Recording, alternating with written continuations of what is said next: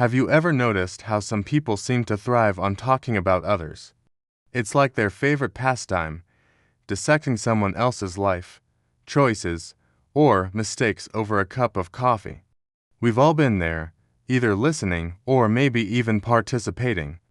But have you ever stopped to think about what's really happening in those moments? There's an old saying that goes, "Those who slander others, first of all, dirty their own mouths." It's a powerful image, isn't it? Today, we're going to unpack that idea and explore why what we say about others says far more about us than it does about them. Think about it. When you hear someone constantly putting others down, criticizing their every move, or spreading rumors, what's your gut reaction? Do you think, wow, this person is so insightful and trustworthy? Probably not. More likely, a little alarm bell goes off in your head.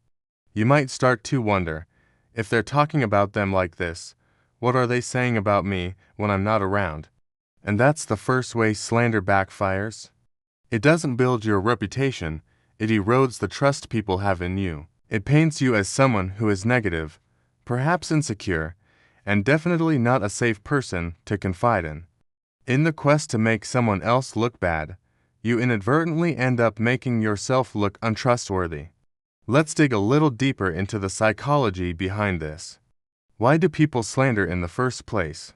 Often, it stems from a place of insecurity or jealousy. When someone feels inadequate or threatened by another person's success, happiness, or qualities, slander can become a weapon.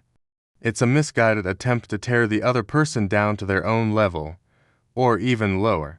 They think that by tarnishing someone else's image, they can somehow elevate their own, but it's a flawed strategy. True confidence and self-worth are built from within, through your own actions, achievements, and character. They can't be manufactured by destroying someone else's. It's like trying to make your own candle burn brighter by blowing out everyone else's. All you're left with is darkness. This act of slandering others also has a significant impact on our own mental and emotional well-being. Imagine your mind is like a garden. Every time you engage in negative talk, spread a rumor, or entertain a malicious thought about someone, it's like planting a weed. At first, it might seem small and insignificant. But if you keep doing it, soon your entire mental garden is choked with negativity, bitterness, and resentment. This constant focus on the flaws and failings of others prevents you from cultivating your own beautiful qualities, kindness, empathy, and joy. It keeps you trapped in a cycle of negativity that drains your energy and poisons your own happiness. You become what you focus on. If you focus on dirt, you can't be surprised when you feel dirty. Furthermore, slandering others closes the door to genuine human connection. Meaningful relationships are built on a foundation of respect, trust, and vulnerability. When your primary mode of communication is gossip or criticism, you're not building bridges, you're building walls. People may laugh along with you in the moment, but they won't feel safe sharing their true selves with you. They won't come to you with their struggles or their triumphs because they fear that their story will become the next topic of conversation. You end up isolating yourself, surrounded by superficial connections that are only as strong as the latest piece of gossip. In the long run, it's a lonely way to live. So, how do we break this cycle? How do we clean our mouths, so to speak, and cultivate a more positive way of communicating? The first step is awareness. Start paying attention to your own words. Before you speak about someone, ask yourself a few simple questions. Is it true? Is it necessary? Is it kind? If the answer to any of these is no, then perhaps it's better left unsaid. This isn't about being silent or avoiding difficult conversations. It's about being intentional with our words. It's about choosing to build up rather than tear down. The second step is to shift your focus. Instead of looking for faults in others, consciously look for the good. Make it a habit to compliment people, to acknowledge their strengths, to celebrate their successes. When you hear gossip starting, gently redirect the conversation. You could say something like, "That may be, but I've always admired how they handle ... or simply, I'd rather not talk about them when they're not here to speak for themselves. You'll be surprised how powerful a simple shift in focus can be. It not only changes the atmosphere of the conversation, but it also trains your brain to see the positive in the world and in people.